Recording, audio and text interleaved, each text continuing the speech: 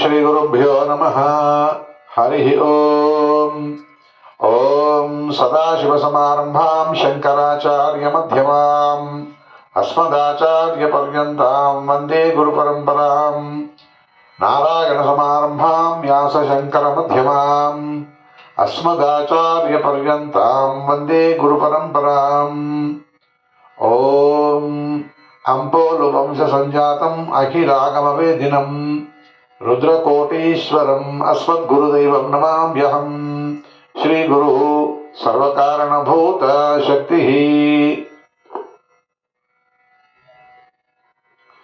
ఓం శృతిస్మృతిపురాణానాం ఆలయం కరుణాలయం నమామి భగవత్పాదశంకరం లోకశంకరం.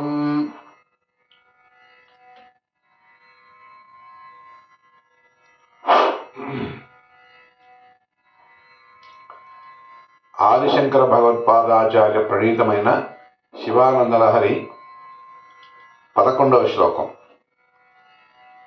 వటుర్వా గేహీవా యతిరపి జటీవా తదితరో నరో వా యః కశ్చిద్ భవతు భవకింతేన భవతి. యదీయం హృత్పద్మం యది భవదధీనం పశుపతే తదీయస్త్వం శంభో భవసి భవభారం చ వహసి.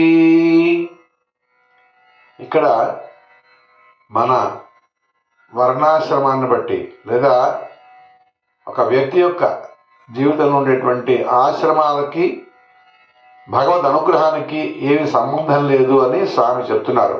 వటుర్వా గేహీవా, బ్రహ్మచర్య ఆశ్రమంలో ఉన్నటువంటి వారిని వటువు అంటారు.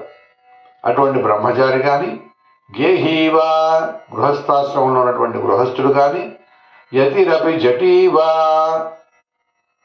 యతి సన్యాసాశ్రమం స్వీకరించినటువంటి వాడు కానీ, లేకపోతే జటీవా తదితరో జటలు పెంచుకున్నటువంటి యోగి కానీ, తదితరులు కానీ, నరోవా యః కశ్చిద్ భవతు భవకింతేన భవతి.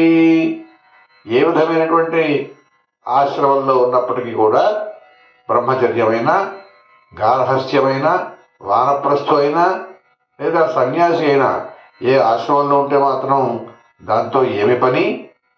యదీయం హృత్పద్మం యది భవతి కిం దధీనం పశుపతే. ఎవరి యొక్క హృత్పద్మం అయితే భవదధీనం పశుపతే, నీ అధీనంలో ఉంటుందో పశుపతి ఓ పరమాత్మ, తదీయస్త్వం శంభో భవసి భవభారంచ వహసి. ఎవరి హృదయం అయితే ఆ పశుపతి యొక్క అధీనంలో ఉంటుందో వాని యొక్క సర్వభారాన్ని కూడా ఆ స్వామే వహిస్తారు అని చెప్పి శంకర భగవత్పాదులు మనకి అభయం ఇస్తున్నారు.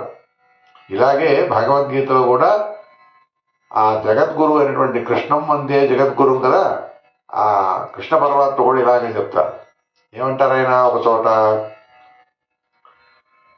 అనన్యాశ్చింతయంతో మాం ఏ జనాః పర్యుపాసతే తేషాం నిత్యాభియుక్తానాం యోగక్షేమం వహామ్యహం.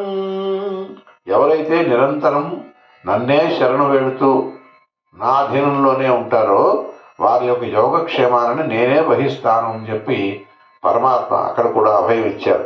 అందుచేత పరమాత్మ యందు పరిపూర్ణమైన విశ్వాసంతో ఉన్నట్టయితే ఏ ఆశ్రమవాసి అయినా పర్వాలేదు, బ్రహ్మచర్యంలో ఉన్నా, గార్హస్థ్యంలో ఉన్నా, వానప్రస్థంలో ఉన్నా, లేక సన్యాసాశ్రమం స్వీకారం చేసిన వారైనా సరే వారి హృదయబద్ధం మాత్రం నిరంతరం భగవద్ అధీనం చేయాలి, భగవద్ అర్పణం చేయాలి. చేస్తున్నటువంటి ప్రతి పనిని కూడా భగవద్ అర్పణ బుద్ధితో, భగవత్ ప్రసాద బుద్ధితో ప్రతిదాన్ని స్వీకరిస్తూ ఉన్నట్టయితే తప్పకుండా వాని యొక్క భారమంతా కూడా భగవంతుడే వహిస్తాడు అని చెప్పి ఇక్కడ శంకరాచార్య స్వామి ప్రబోధిస్తున్నారు. కనుక మన భారమంతటని మనం ఆయనకే అప్పగించి మనం నిశ్చింతమైనటువంటి మనస్సుతో మన ధ్యానాన్నంతటినీ కూడా ఆ స్వామి యొక్క చరణాల దారి మీద లగ్నం చేద్దాం. ఓం నమః శివాయ. సర్వం శ్రీ చంద్రశేఖర చరణారవిందార్పణమస్తు. శుభం. స్వస్తి.